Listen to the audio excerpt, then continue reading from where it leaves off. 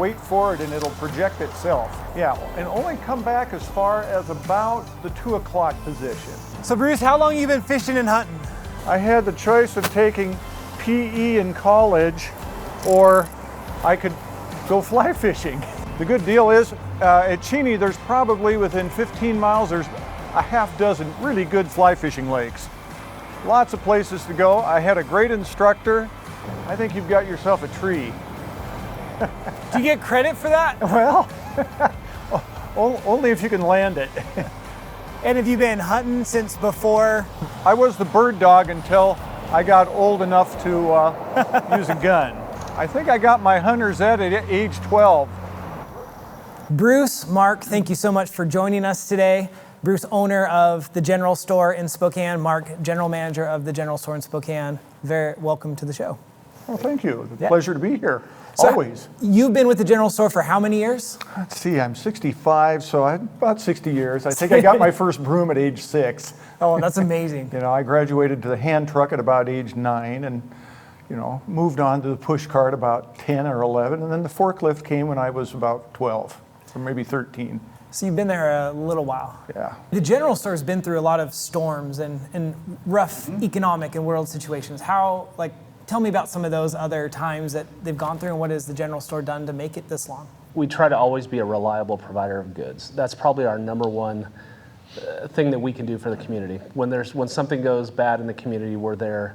The lights are on. We have people there working, and we have the right product for them at the time. So we're constantly, like Bruce said, we're sourcing the right items, and so that's kind of our number one thing that we can do. Honestly, I mean, it comes down to that. When somebody needs batteries, flashlights, hand sanitizer, toilet paper, you know, we want to be that reliable provider of goods. That's basically it in a nutshell. Well, a lot of times you have to start thinking outside the box. Yeah. Now we get for example, a year ago in February, we had that huge last blast snowstorm. I'm sure your wife loved every minute of it. She did. She's up on the mountain. I took off that morning and went on a vacation for 10 days. And when I came back, the shelves were empty of ice melt and snow shovels and traction sand, and you name it, there was nothing there. So I said, well, have we looked in Jensen Bird? Have we looked at Orgill? Have we called up the various suppliers in Spokane? Well, we got back in stock, but there was about 5 or 6 really critical days we didn't have anything on the shelf. So I guess, you know, if you were to ask me from a small retailer standpoint, what you have to do, you have to look outside the box.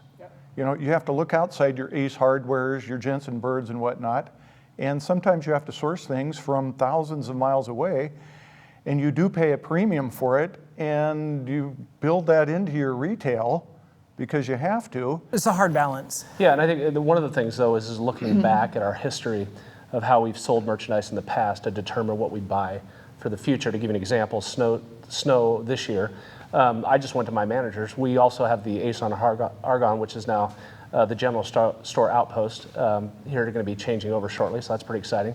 But I went to both my managers and I said, hey, we got winter coming up.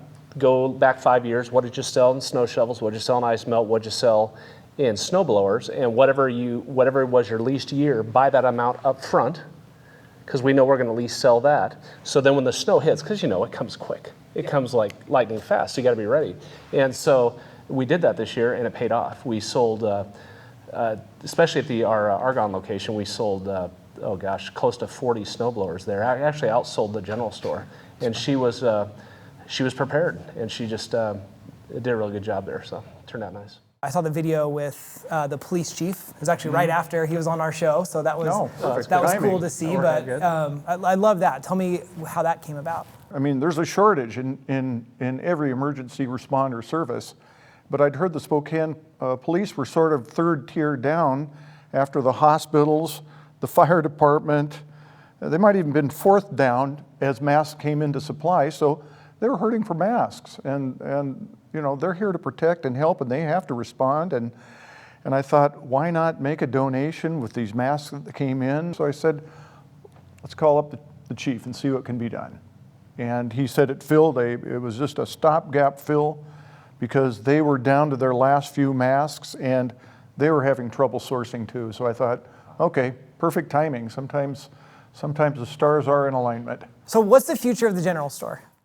The future general store is we are getting ready for our 75th anniversary, but we have just started the rebranding process of our Argonne Ace to General Store Outpost. We'll have the new signage going up on the 1st of May, and we'll have an anniversary sale throughout the month of May, and then the big party will happen sometime in June. And there's some other exciting stuff too happening at the general store as well. We're painting the building this year, which is pretty cool, and it's going to look great. And we've done a lot of stuff inside the store to create some different niches and stuff that people can see when they come in. So if anybody hasn't been there for a long time, it'd be a great opportunity to come in and check us out. Anybody that hasn't been into the store for a year or two, if they come in now, they're not going to recognize it. Once we get the paint job on there and get the parking lot looking better, we'll be ready for a party. Rock on. Well, I better get an invite. It's like I say. You will, I guarantee it. Well, Bruce, thank you so much for the vest. You bet. If you need a professional fisherman, if you're looking to sponsor someone, I would look somewhere else. But thank you very much for the lesson, and thank you guys, both Mark and Bruce, for coming on and telling us all about what you guys have done. After this, we have Ethan from Dynamite Enterprises.